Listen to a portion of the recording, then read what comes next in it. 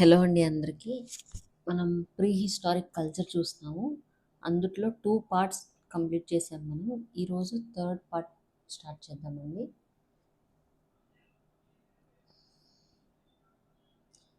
So yesterday మనం Mesolithic age చూసాము. Mesolithic ఏజ్లో లాస్ట్గా మనం టాపిక్ చూసింది వాళ్ళు ఏ ఫుడ్ వాళ్ళ ఆహార పద్ధతుల గురించి చూసాము. సో ఇప్పుడు నియోలిథిక్ ఏజ్ అంటే నవీన శిలాయుగం గురించి చూద్దాము. అయితే లాస్ట్ క్లాస్లో నేను మీసోలిథిక్ ఏజ్కి నేను పీరియడ్ మెన్షన్ చేయలేదు, అది ఒకసారి చూసుకోండి. ఇది 11,000 BC టు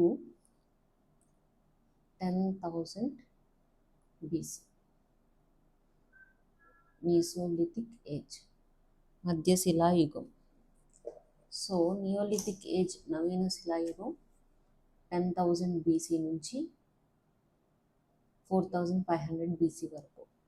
అయితే ఈ కాలాన్ని 10,000 BC టు 4,500 BC మధ్య కాలాన్ని నియోలిథిక్ ఏజ్ నవీన శిలాయుగం అని చెప్పింది ఎవరు అంటే జాన్ లూకప్. అయితే ఈయన ఈ యుగానికి కొన్ని ఫీచర్స్ చెప్పాడన్నమాట. కొన్ని ఫీచర్స్ కనుగొన్నాడు ఈ యుగంలో ఉన్న కొన్ని ఫీచర్స్. అవి ఏంటంటే సెటిల్డ్ లైఫ్, అలాగే ఫుడ్ ప్రొడక్షన్. సెటిల్డ్ లైఫ్ అంటే ఇదివరకు పాలియోలిథిక్ మీసోలిథిక్ కల్చర్లో ఏం జరిగిందంటే నొమాడిక్ లైఫ్ అన్నమాట.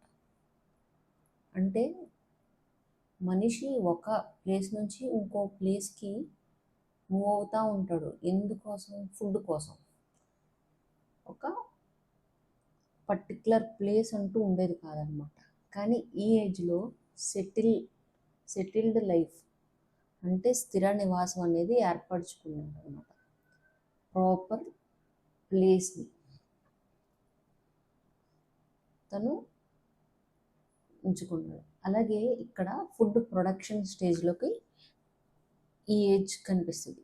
ఇక్కడ ఆహారాన్ని హంటింగ్ అండ్ గ్యాదరింగ్ ద్వారా కాకుండా, అంటే అది కూడా చేసేవారు, along with hunting and gathering food ఉత్పత్తి, ఆహార ఉత్పత్తి కూడా చేసేవారు అన్నమాట. ఆహారాన్ని ప్రొడ్యూస్ కూడా చేసేవారు. కాబట్టి ఈ స్టేజ్ని మనం ఏమంటామంటే ఆహార ఉత్పత్తి దశ లేదా ఫుడ్ ప్రొడక్షన్ స్టేజ్ అని అంటాం. ఓకే, నెక్స్ట్ ఈ కాలంలో యూజ్ చేసిన స్టోన్ ఏంటి అంటే ఫస్ట్ది చట్, బసాల్ట్, డోలమైట్, నల్ల సేనపు రాయి. లాస్ట్ క్లాస్లో మీకు ఇంగ్లీష్ పేర్లు ఇవ్వలేదు నేను. ఒకసారి ఈ క్లాస్ ఎండింగ్లో కుదిరితే ఇస్తాను, లేదంటే నెక్స్ట్ క్లాస్లో నేను ఇంక్లూడ్ చేస్తాను. సో ఇంగ్లీష్ మీడియం వాళ్ళకు కూడా స్పెల్లింగ్స్ అనేవి తెలుస్తాయి కదా, అందుకని. అయితే ఈ యుగంలో ఈ స్టోన్స్ని, ఈ రాయల్ని ఎక్కువగా యూజ్ చేశారనమాట. దీంట్లో ఎక్కువగా యూజ్ చేసింది ఏంటి అంటే డోలమైట్ని ఎక్కువగా యూజ్ చేశారు. సో నెక్స్ట్ వీళ్ళ యూజ్ చేసిన స్టోన్ టూల్స్ అంటే రాయితో తయారు చేసిన పరికరాలు ఏంటి అంటే సుత్తి, హ్యామర్ ఒకటి, ఊలి అంటే చెజల్. ఇది కార్పెంటర్ వర్క్ ఉంటుంది కదా, ఒకసారి మీరు గూగుల్లో సెర్చ్ చేయండి, వాళ్ళు యూజ్ చేసే టూల్ అనమాట. నెక్స్ట్ గొడ్డలి, యాక్స్. బొరిగే అంటే నాకు కూడా తెలియలేదు, బొరిగే అని గుర్తుపెట్టుకోండి ఇంగ్లీష్ మీడియం వాళ్ళు కూడా. నెక్స్ట్ నాగలి అంటే పొలం దున్నుతాం కదండి, అది. ఓకే, ఇవన్నమాట. అయితే ఈ నాగలి అనేది నాగార్జున కొండ, మనం లాస్ట్ క్లాస్లో చెప్పుకున్నాము, నాగార్జున కొండకి చాలా ప్రామినెంట్ ప్లేస్ ఉంది హిస్టరీలో అని చెప్పి. ఇక్కడ చాలా ఎక్కువ సంఖ్యలో ఈ నాగలు దొరికాయంట చాలా సంఖ్యలో దొరికినాయి అన్నమాట. ఏం దొరికినాయి? నాగలు. నాగార్జున కొండ దగ్గర. ఓకే, ఇంపార్టెంట్, గుర్తుపెట్టుకోండి. స్టార్ మార్క్ వేసుకోండి, అడుగుతాడు మనల్ని ఖచ్చితంగా. నెక్స్ట్ పెయింటింగ్స్ చూద్దాము. చిత్రలేఖనంకి వచ్చి ఇవి లాస్ట్ క్లాస్లో నేను చెప్పాను చాలా ఇంపార్టెంట్ అని. ఫస్ట్ వచ్చి చింతకుంట, కడప డిస్టిక్ అండి ఇది. చింతకుంట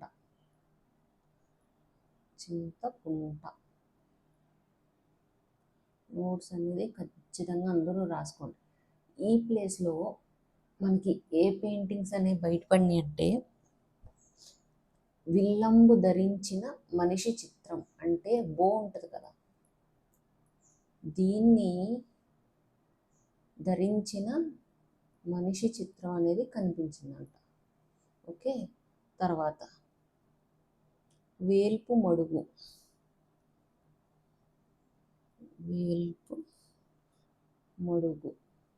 ఇది ఎక్కడ అంటే అనంతపూర్ డిస్టిక్. సో ఇక్కడ ఏం కనిపించిందంటే మూపురపు ఎద్దులు ఎదురెదురుగా ఉన్న చిత్రాలు అన్నమాట. అంటే కాసేపు ఇది ఎద్దు అనుకున్నాం.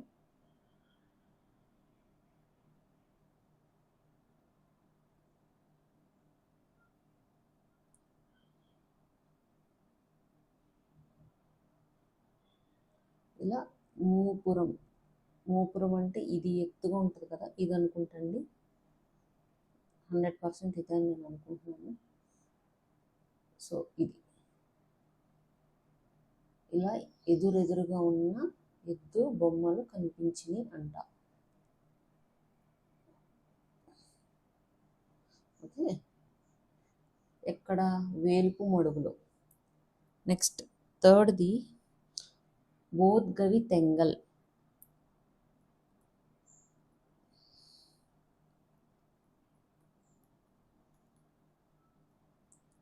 ఇది కూడా అనంతపూర్ డిస్టిక్ అని ఇచ్చారు.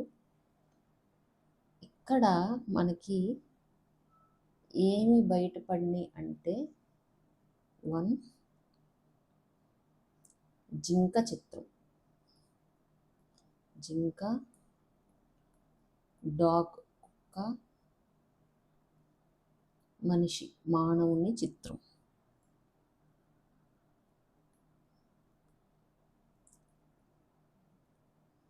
ఇవి ఈ ప్లేస్లో కనిపించిందంట. ఓకే, ఇంపార్టెంట్ అండి, పెయింటింగ్స్ అనేవి గుర్తుపెట్టుకోవాలి. నెక్స్ట్ మనం ఫస్ట్ ఇందాక చూసాము, ఈ ఏజ్లో ప్రత్యేకత ఏంటి అంటే సెటిల్డ్ లైఫ్. అంటే మానవుడు ఒక ప్లేస్ నుంచి ఇంకొక ప్లేస్కి మూవ్ అవ్వడం మానేసి పర్టికులర్గా ఒక ప్లేస్లో ఉండడం మొదలుపెట్టాడు, స్థావరాన్ని ఏర్పరచుకున్నాడు. సో స్థిర నివాసం నెక్స్ట్ టాపిక్. మనం జనరల్గా చూస్తే పాలియోలిథిక్ ఏజ్లో, మీసోలిథిక్ ఏజ్లో ఏమైంది?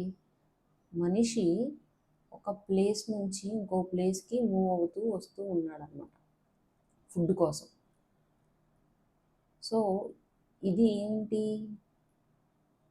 నొమాడిక్ స్టేజ్ అంటే ఒక ప్లేస్ నుంచి ఇంకోటి తిరుగుతూ ఉంటాడు. ఇక్కడ స్థిర నివాసం లేదు, నాట్ సెటిల్డ్. ఓకే, కానీ నియోలిథిక్ ఏజ్లో ఏమైందంటే మనిషి తనకంటూ ఒక స్థిర నివాసాన్ని ఎస్టాబ్లిష్ చేసుకున్నాడు. దీనికి ఎగ్జాంపుల్ ఏంటి అంటే రాబర్ట్ బ్రూస్ఫుట్. నిన్న చెప్పుకున్నాం కదా, సౌత్ ఇండియాకి ఫాదర్ అంటే వాడు ఆర్కియాలజీకి సంబంధించి అనేసి. ఈయన అనంతపూర్ జిల్లాలో, అనంతపూర్ డిస్టిక్లో 25 హ్యూమన్ సెటిల్మెంట్స్ అంటే జనవాసాలు.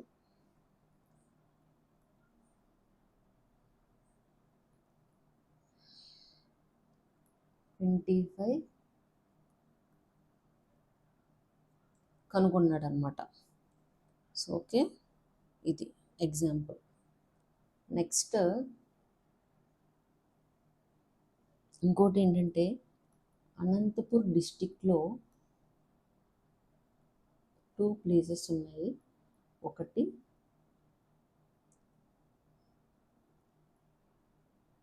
హూలికల్లు,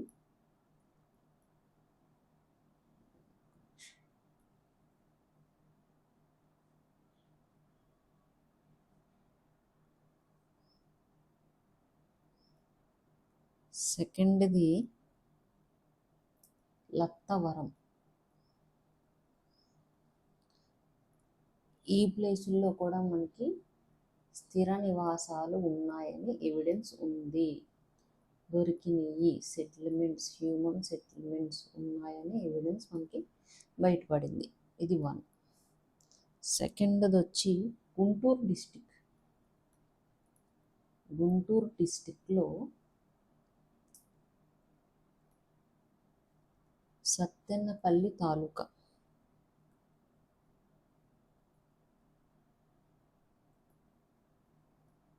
సత్తెనపల్లి తాలూకులో కలర్ చేంజ్ చేస్తుంది, గుండ్లూరు అనే గ్రామం. ఇది ఒక గ్రామం. ఈ గ్రామంలో 8 హౌసెస్ బయటపడినాయంట. 8 హౌసెస్ని, గృహాలని కనిపెట్టారు. అయితే ఈ 8లో ఒక హౌస్లో, ఆ హౌస్ మధ్య భాగంలో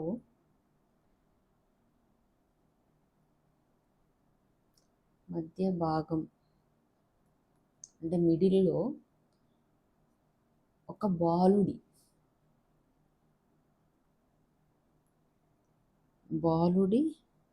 స్కెల్టన్ ఉంటుంది కదా,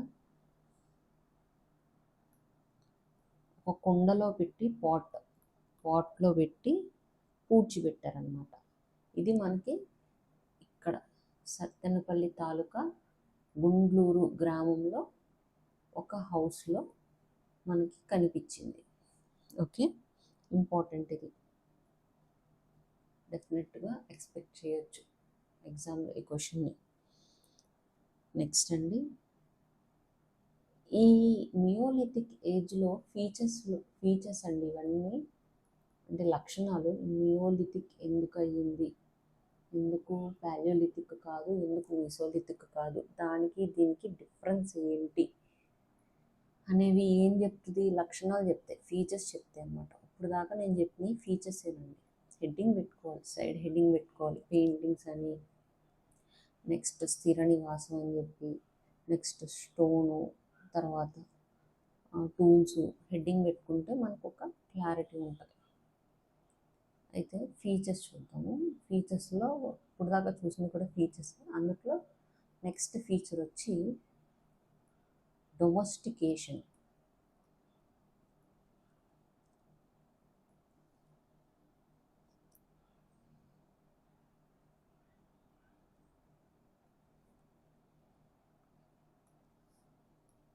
అంటే డొమెస్టికేషన్ ఆఫ్ యానిమల్స్, జంతువుల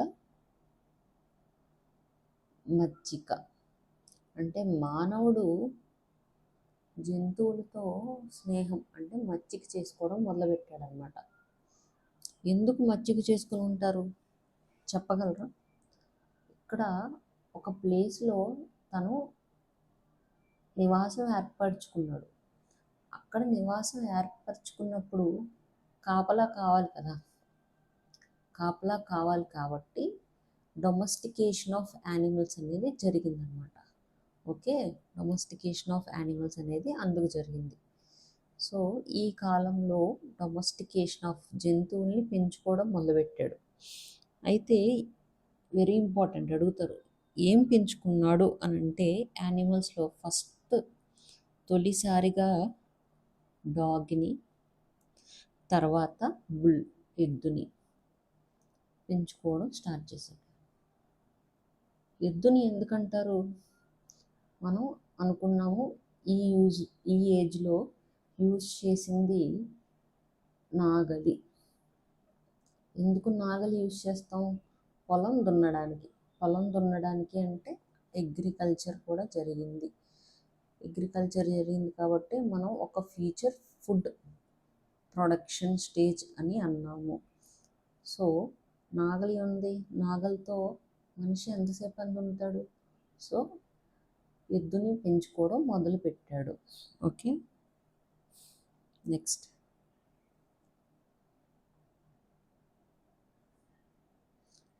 ఫీచర్ వచ్చి అగ్రికల్చర్, వ్యవసాయం.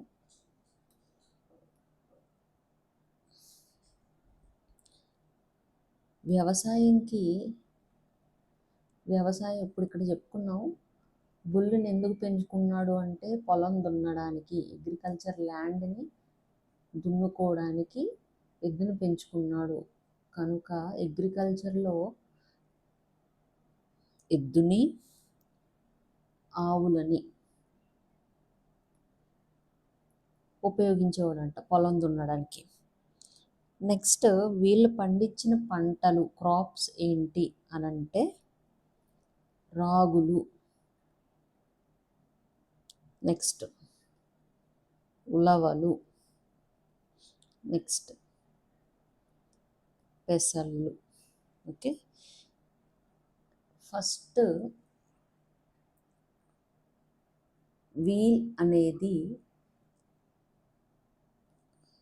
ఇన్వెంట్ అయిందన్నమాట, చక్రం.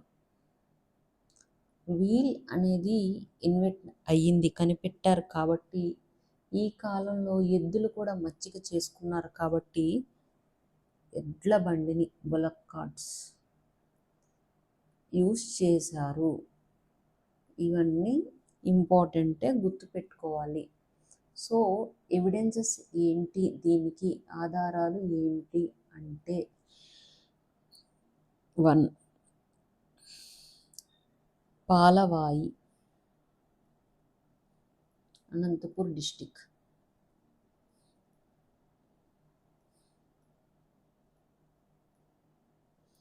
Next Betamcherla,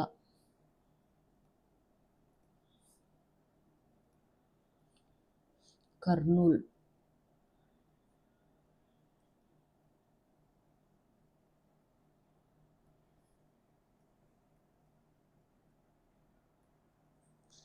next third one Lattavaram,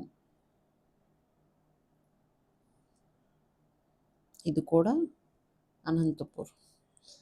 ఇవి అగ్రికల్చర్ జరిగినవి ఆంధ్రప్రదేశ్లో ఈ కాలంలో అనడానికి ఈ ప్లేసెస్ ఎవిడెన్స్ అన్నమాట, గుర్తుపెట్టుకోవాలి, ఇంపార్టెంట్. అలాగే ఇంకొక ఫీచర్ వచ్చి ఈ కాలంలో ఎద్దులు మచ్చిక చేసుకున్నారు, ఆవులు మచ్చిక చేసుకున్నారు. అంటే పశు పోషణ అనేది కూడా జరిగిందే కదా, పశు పోషణ కూడా జరిగింది, బాగా జరిగింది ఈ కాలంలో. అంటే క్యాటిల్ రేరింగ్ అనేది జరిగింది. నెక్స్ట్ ఆవు పేడని, కౌ డంగ్ని వంట చెరుకుగా యూజ్ చేశారంట. వంట చెరుకు అంటే పొయ్యిలో పెట్టుకుంటాం కదా, పొయ్యిలో పెట్టుకోవడానికి యూజ్ చేశారు దీన్ని, కౌ డంగ్ని. ఓకేనా, నెక్స్ట్ వచ్చి ఈ కాలంలో నెక్స్ట్ ఫీచర్ వచ్చి రాతి విగ్రహాలను కూడా వీరు తయారు చేశారు. దానికి ఎగ్జాంపుల్ వచ్చి గుంటూరులో వడ్డమాను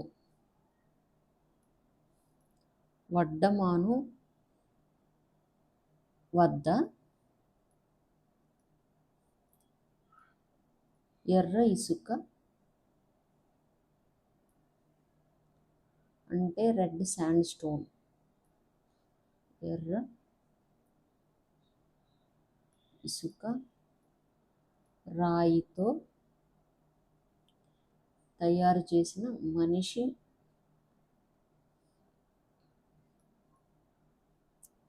మొండెం ఒకటి బయటపడిందంట. ఓకే, గుర్తుపెట్టుకోవాలి. రెడ్ శాండ్ స్టోన్తో తయారు చేసిన మనిషి మొండెం ఒకటి గుంటూరు దగ్గర వడ్డమానులో బయటపడింది. So important. నెక్స్ట్ ఇక్కడ పాటరీ. నెక్స్ట్ ఫీచర్ వచ్చి మధ్యశిలాయుగంలో ఏం జరిగింది? మీసోలిథిక్లో వీల్ అనేది లేదు, ఇంకా కనుగొనలేదు. కానీ నియోలిథిక్ ఏజ్లో వీల్ అనేది ఇన్వెంట్ చేశారు, ఇక్కడ చేయలేదు. వీల్ అనేది ఇన్వెంట్ చేశారు కాబట్టి పాట్స్ అనేవి చాలా డిఫైన్డ్గా, చాలా బ్యూటిఫుల్గా ఉండేవి అనమాట. చాలా అందంగా ఉండేయంట, ఒక షేప్లో ఉండే. డిఫరెన్సెస్ ఇది. కానీ మీసోలిథిక్లో హ్యాండ్ ద్వారా చేసేవారు, వీల్తో కాదు కదా, వీల్ లేదు కాబట్టి హ్యాండ్తో చేయడం వల్ల అన్డిఫైన్డ్ షేప్ వచ్చేది అనమాట, అన్షేప్డ్గా ఉండేది. సో ఇది.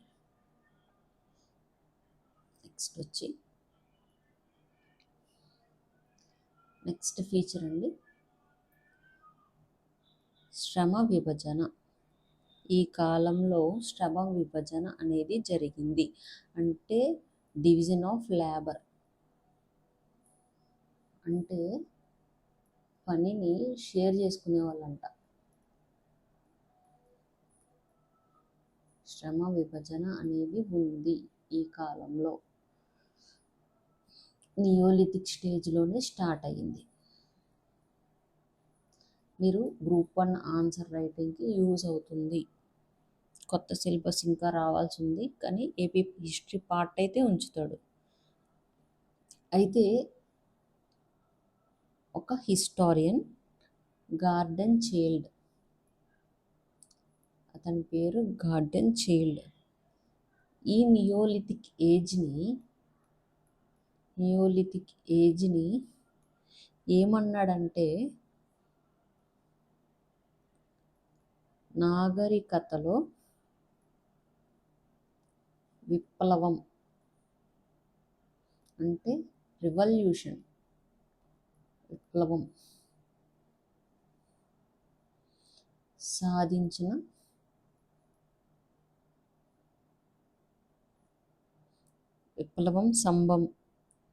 సంభవించిన కాలం అని పేర్కొన్నాడంట. నాగరికత అంటే సివిలైజేషన్, అంటే సివిలైజేషన్లో ఒక మార్పు తెచ్చిన యుగంగా తను చెప్పాడు. ఎవరు? Garden child. ఇంపార్టెంట్. నెక్స్ట్ మత విశ్వాసాలు.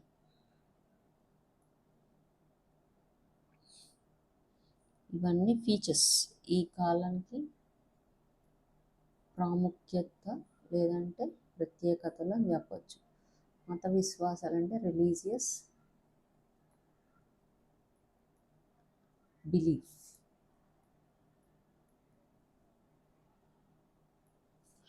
సో ఈ కాలంలో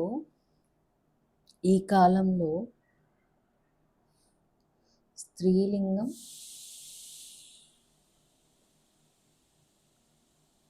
పురుషలింగం,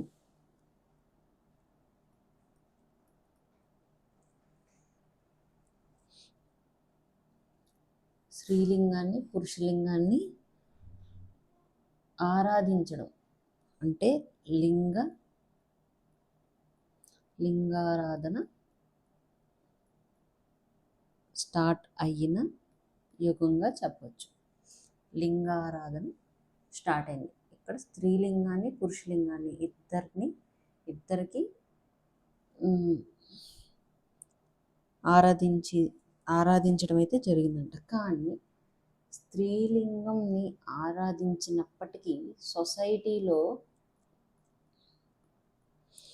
ఏమి ఎక్కువగా కనిపిస్తుందంటే పురుషాధిక్యత, అంటే ప్యాట్రియార్కియల్ సొసైటీయే ఉంది. లింగ ఆరాధన ఉన్నప్పటికీ సమాజంలో ఎక్కువగా ప్యాట్రియార్కీయే కనిపిస్తుంది లింగారాధన ఉన్నప్పటికీ. ఇప్పుడు నియోలిథిక్ ఏజ్లో అయితే నాగార్జునకొండ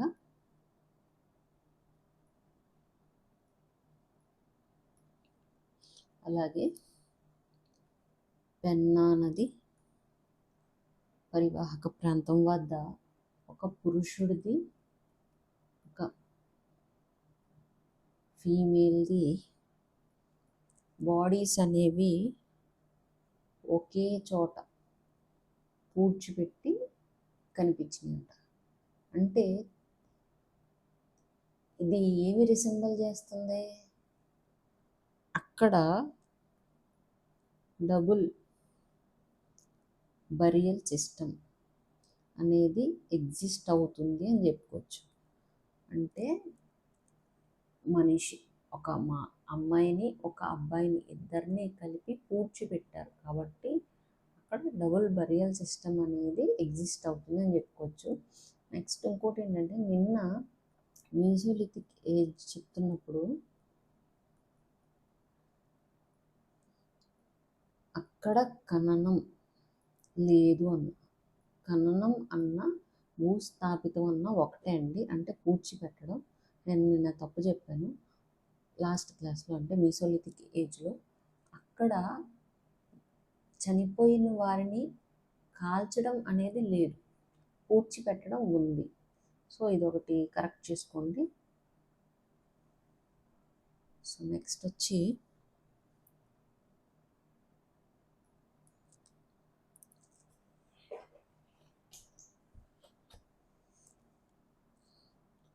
ఇక్కడితో మనకి నియోలిథిక్ ఏజ్ అనేది కంప్లీట్ అయింది. ఇప్పుడు చాల్కోలిథిక్ ఏజ్, ఇది చాలా చిన్నగానే ఉంటుంది, ఎక్కువ దీనికి మన ఏపీ పరంగా లేదు. తామర శిల యుగం పీరియడ్ వచ్చి 4500 BC to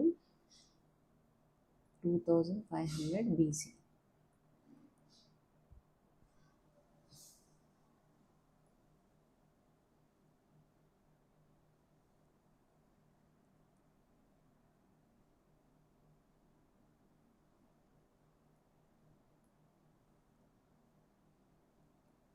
ఓకే,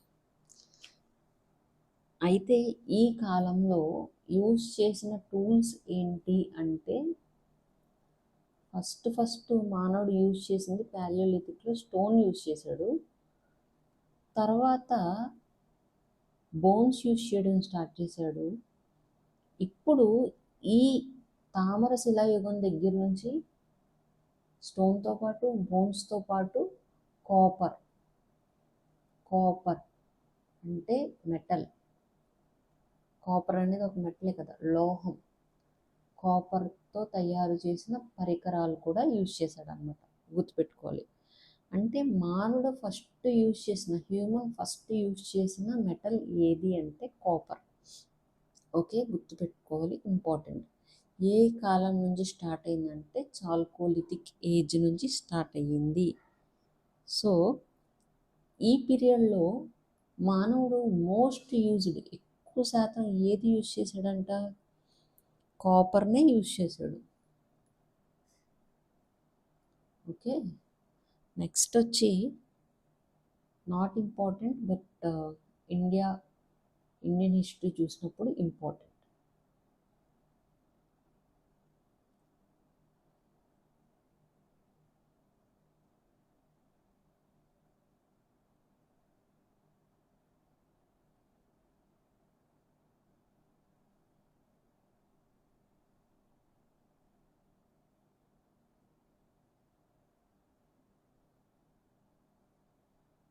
సో ఇది ఇండియా అనుకుందాం కాసేపు.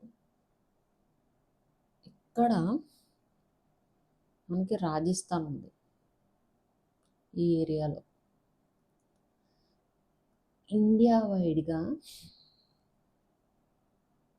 కాపర్ ఏజ్లో ఇంపార్టెంట్ సైట్స్ అంటే రాజస్థాన్లోని కాళీబంగన్ ఇంపార్టెంట్, ఇది కే.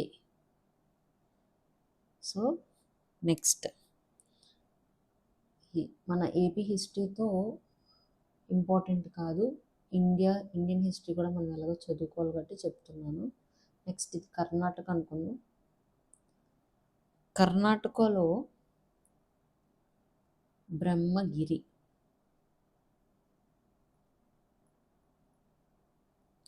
మోస్ట్ ఇంపార్టెంట్ కాపరేజ్ సైట్, ఇది ఇండియా వైడ్గా. నెక్స్ట్ తమిళనాడు పాండుచ్చేరి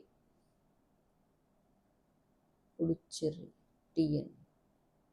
ఇప్పుడు ఏపీకి వద్దాం.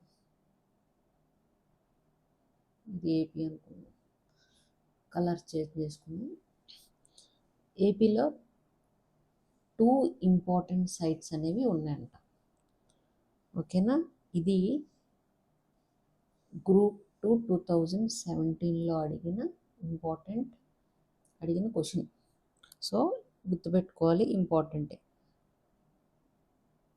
ఒకటి పాతపాడు,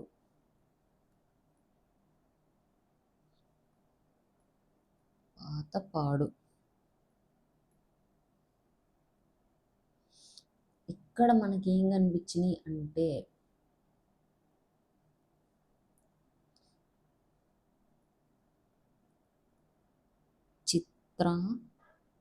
చిత్రాలంకృత అంటే డెకరేట్ చేసిన మృణ్మయ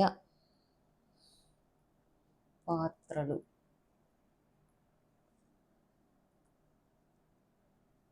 ఇక్కడ పాతపాడులో మనకి కనిపించినాయి అంట.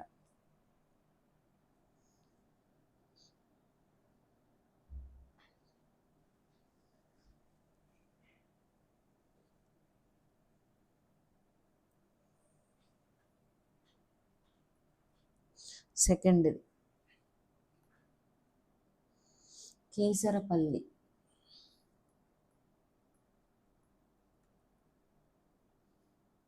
కృష్ణా డిస్టిక్. ఇక్కడ రాగి అంటే కాపర్ వస్తువులు ఎక్కువగా కనిపించినాయి అంట.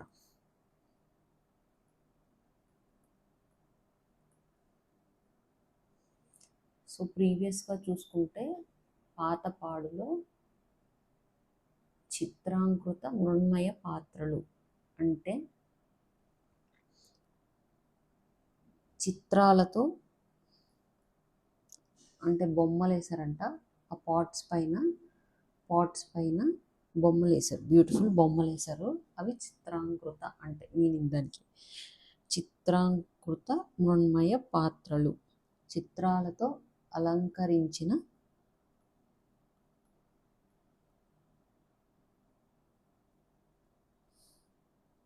పాట్స్. ఓకే.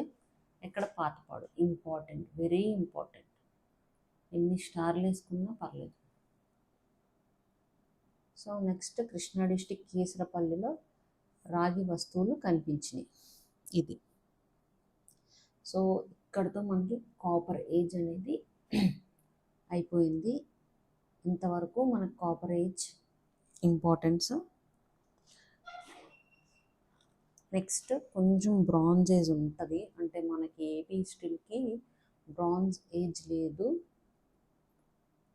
బట్ చిన్న ఇంట్రడక్షన్ క్లాస్ లాగా పెడతాను చూడండి. బ్రాంజ్ ఏజ్ కాలం వచ్చి 2500 BC టు 900 BC. ఇది బ్రాంజ్ ఏజ్ అంటే కాంస యుగం లేదా సంధి కాలం. ఓకే, ఏపీకి ఆంధ్రప్రదేశ్కి బ్రాంజ్ ఏజ్ అనేది లేదు. పాయింట్ నెంబర్ 1 గుర్తుపెట్టుకోవాలి. కానీ ఒక చిన్న ఇంట్రడక్షన్ క్లాస్ కాబట్టి ఆ ట్రాన్స్లేషన్ మనకు అర్థం అవ్వాలి కాబట్టి చెప్తున్నాను. డైరెక్ట్ మనం కాపర్ ఏజ్ నుంచి ఐరన్ ఏజ్లోకి వెళ్ళిపోతుంది అనమాట ఏపీ హిస్టరీ. బట్ ఇండియన్ హిస్టరీలో బ్రాంజ్ ఏజ్ ఉంది, గుర్తుపెట్టుకోవాలి. నెక్స్ట్, ఈ యుగంలో హ్యూమన్ యూస్ చేసిన పరికరాలు ఒకసారి చూద్దాం. రాతి పరికరాలు అంటే స్టోన్తో తయారు చేసినవి. నెక్స్ట్, ఎముకలు అంటే బోన్స్తో తయారు చేసినవి. నెక్స్ట్, రాగి అంటే కాపర్. నెక్స్ట్, తగరం అంటే టిన్. వీటితో చేసిన పరికరాలని యూజ్ చేశాడంట. అలాగే ఈ కాలంలో బ్రాంజెస్ అనుకున్నాం కదా, అంటే బ్రాంజ్ కూడా యూజ్ చేయాలి కదా. రాగిని ప్లస్ తగరాన్ని కలిపితే మనకు వచ్చేది బ్రాంజ్, కాంస్యం. కాబట్టి ఇక్కడ కలిపారు, అంటే రాగిని తగరాన్ని కలిపితే ఏమైంది, అలాయ్ మెటల్ అయిందనమాట. కాబట్టి ఇక్కడ బ్రాంజ్ కూడా యూస్ అనేది స్టార్ట్ అయ్యింది, బ్రాంజ్ యూసేజ్ కూడా స్టార్ట్ అయ్యింది. ఓకే, నెక్స్ట్ వచ్చి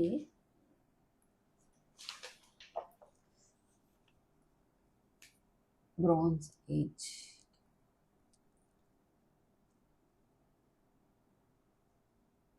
ఐవిసి, ఇండస్ వ్యాలీ సివిలైజేషన్. వీరి తర్వాత వచ్చిన వాళ్ళు ఏపీ మనం ఇండియన్ హిస్టరీలో చూస్తాము. ఆరియన్స్ అంటే వేదకాలం, వేదిక్ సివిలైజేషన్.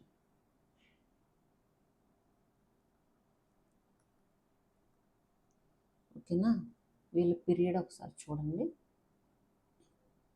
ఇక్కడ 2500 BC to 1750 BC. వీరిది 1500 BC to 600 BC. So వీరి కాలం అంట. అయితే ఏపీ హిస్టరీకి బ్రాంజ్ ఏజ్ లేదు అని చెప్పుకున్నాము. అయితే నార్త్ ఇండియాలో ఈ బ్రాంజ్ ఏజ్ అనేది వెలసిల్లింది, అంటే ఎగ్జిస్ట్ అయ్యింది. ఓకేనా, అయితే ఐరన్ అనేది కనిపెట్టిన వారు ఎవరు అంటే బ్రాంజ్ తర్వాత ఆరియన్స్. 1900 BCలో ఐరన్ని కనిపెట్టడం జరిగింది. అంటే 1900 BC అంటే ఎవరు కనిపెట్టారు, లేటర్ ఆరియన్స్, లేటర్ వేదిక్ కల్చర్ అనమాట అది. సో వేదిక్ కల్చర్లో కూడా ఎర్లీ ఒకటి ఉంటుంది, నెక్స్ట్ లేటర్ ఒకటి ఉంటుంది. అంటే తొలి వేదకాలం, మలి వేదకాలం అని 2 ఉంటాయి అన్నమాట. ఈ ఐరన్ అనేది ఎప్పుడు ఇన్వెంట్ చేయబడిందంటే మలి వేద కాలంలో, అంటే లేటర్ వేదిక్ పీరియడ్లో. సో మనకి నెక్స్ట్ స్టార్ట్ అయ్యే చాప్టర్ ఏంటి అంటే ఐరన్ ఏజ్. దీని పీరియడ్ వచ్చి 1900 BC టు 1947. ఓకే, ఇది నెక్స్ట్ క్లాస్లో చూద్దాము. ఐ హోప్ మీకు ఈ క్లాస్ అర్థమైందని అనుకుంటున్నాను. మీకు ఏమైనా డౌట్స్ ఉంటే కమెంట్ సెక్షన్లో పెట్టండి. I will definitely clarify that. Okay, thank you all.